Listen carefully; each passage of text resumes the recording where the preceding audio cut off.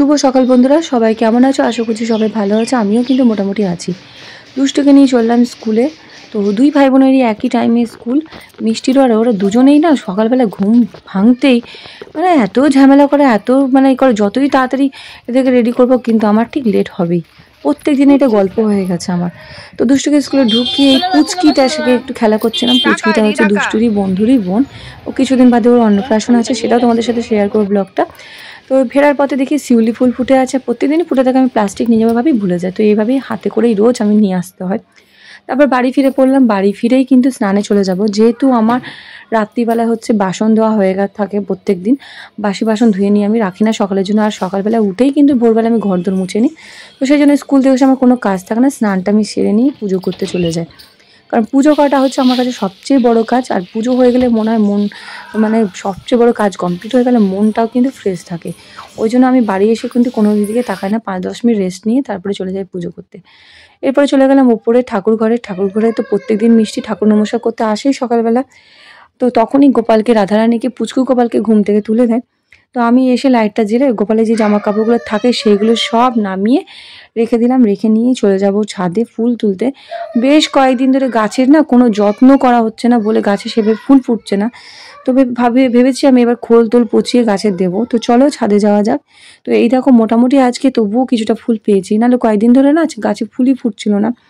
জানি না কেন, খুব গরম পড়েছিল বলে নাকি। তো এই ফুল নিয়ে আমি চলে গেলাম 3তলাতে, ছাদে গেছিলাম। নিয়ে ঠাকুর ঘরে গিয়ে পুজোটা সেরে নেবো। তো তোমরা ব্লগটা দেখতে থাকো। তো এই যে আমার পুজো সারা হয়ে গেছে, গোপলোচনাদের সবাইকে স্নান টান করানো হয়ে গেছে। এবার আমি নিচেই নামছিলাম, তো মা আমাকে সারা দিল।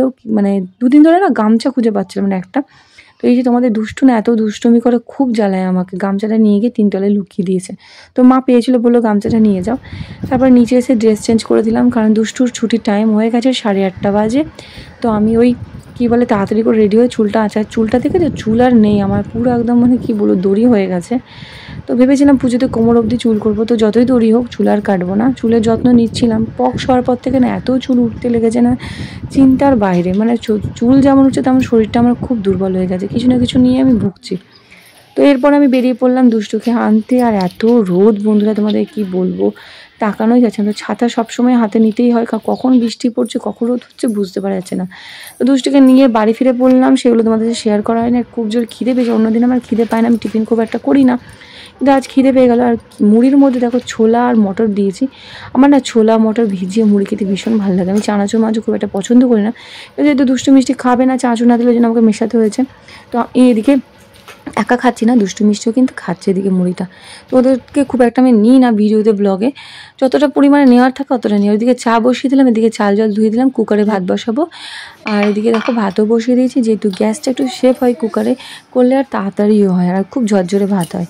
আর এদিকে দেখো আমার চায়ের জন্য জল গরম হয়ে গেছে, তো জল ফুটছিলো, তো চিনি চা পাতা দিয়ে দিলাম। আর চা খাই আমি, তোমার দাদাভাই খুব কম চিনি চা খায়, তো ওইটা খেয়ে খেয়ে আমার অভ্যাস হয়ে গেছে বলে আমিও একটুখানি চিনি কম চাই খাই। খুব একটা মিষ্টি আমি মানে খেতে পারি না, এখন অভ্যাস হয়ে গেছে। তো চা পাতার ডাব্বাটা দেখলে সেই কবেকার সেই বহু বছর পুরনো সেই কী হয় আমুল দুধের সেই ঢাকনাগুলো চামচ হয় না, সেটারই। তো আমার শ্বশুরবাড়িতে রাখা ছিল, ওইটা আমি আর ফেলিনি, ওইটাই চলছে, তাই তোমাদেরকে দেখালাম। আর এটা হচ্ছে আমার বসার জায়গা, রেস্ট করার জায়গা। আমি মানে কাজ করে করে ক্লান্ত হয়ে গেলে না বেঞ্চে এসে বসে পড়ি পাখা চালিয়ে। তারপরে চলে এলাম সবজি কাটতে, মানে প্রত্যেক দিনের ঝামেলা। এখন কি রান্না করবো, রাত্রে কি রান্না করবো, প্রত্যেকের ঘরে ঘরে একই সমস্যা। সকালে করলে রাত্রে কী করবো, রাত্রে করলে সকালে কী করব। তো আমি থোড় আর পাটের শাক নিলাম। পাটের শাকটা হচ্ছে ফ্রিজে ছিল, থোড়টা ছিল বার করলাম। তো অনেক চিন্তা ভাবনা করার পরে ভাবলাম কাঁঠাল বীজও নিলাম, দেখি কী করা যায়।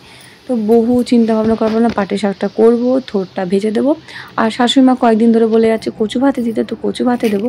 তো ভাবলাম কচু ভাতে দেবো, তো সব ভাতে ভাতে করে দিই। তো থোড়টা ভাজবো, আর থোড়টা ভেজে নিয়ে কচু ভাতে দেবো, উচ্ছে আলু ভাতে দেবো, পেঁপে ভাতে দেবো। পেঁপে ভাতেটা ডেলি করতে হয় আমাকে, যেহেতু দুষ্টু খায়। তো সেই দুষ্টু মিষ্টিকে দিয়ে আমি পেঁপে ভাতে। তো এই বলে মানে এই হলো আজকে রান্না প্ল্যান। আর কিছু চিংড়ি মাছ আছে ফ্রিজে রাখা ছিল, তো চিংড়ি মাছ আছে মাখা মাখা করবো মশলা দিয়ে। আর থোড়টা দেখো কাটছি আমি। তো থোড় আমার না তরকারি থেকে ভাজা খেতে ভীষণ ভালো লাগে। সর্ষে ফোড়ন দিয়ে কাঁচা লঙ্কা দিয়ে ঝাল ঝাল করে মিষ্টি মিষ্টি করে ভাজলে খেতে ভীষণ ভালো লাগে। তো আমার থোড় ভাজা ফেভারিট, কার কার ফেভারিট বলো। আর এদিকে দেখো কথা বলতে বলতেই হচ্ছে পাটি শাক বাছা হয়ে গেছে। আর অবস্থা দেখেছো ঘরে, একা হাতে সমস্ত কিছু করি আমি। তারপর যদি তোমাদেরকে ওই রুমটা দেখায় না, পাগল হয়ে যাবে। ওই রুমটা যত গুছোই তত বেশি এলোমেলো হয়ে যায়। এই ফাঁকে মুষলধারে বৃষ্টি পড়লো, মানে পড়ছিল দিয়ে তোমাদেরকে দেখাতে যাবো আর ভুলে গেলাম। তারপরে শাকটা চলো ধুয়ে নিই। শাকটা ধোয়ার পরে হচ্ছে শাকটা বসিয়ে দেবো। আর মানে একা হাতে বুঝতে পারছি, এদিকে রান্নাবান্না মোটামুটি কমপ্লিট, গ্যাস টেবিল পরিষ্কার করা হয়নি আমার, করবো। আর এইদিকে তোমার হচ্ছে যা যা ছিল সব গুছিয়েছি, ঘর বারান্দাটা মুছে দেবো আরও একবার। আর বাজার থেকে হচ্ছে শশা নিয়েছিল, ঝুড়ি ভাজা নিয়েছিল, ওটা ঢালা হয়নি, তো এইগুলো এক এক করে ঢেলে দেবো।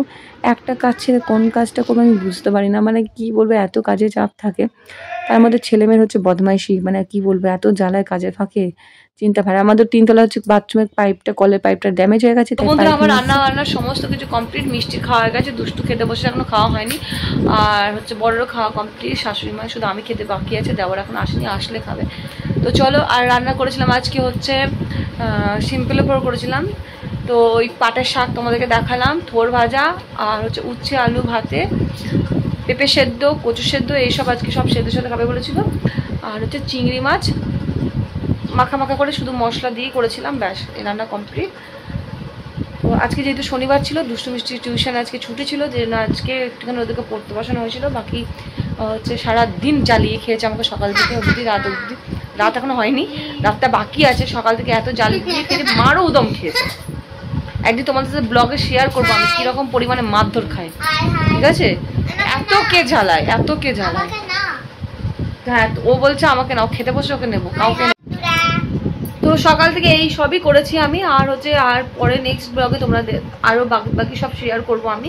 তো যারা নতুন তারা পাশে থেকো, দেখা হচ্ছে নতুন একটা ব্লগে। ততক্ষণ সবাইকে সবাই ভালো থেকো, পাশ থেকে ফোন কাটছে।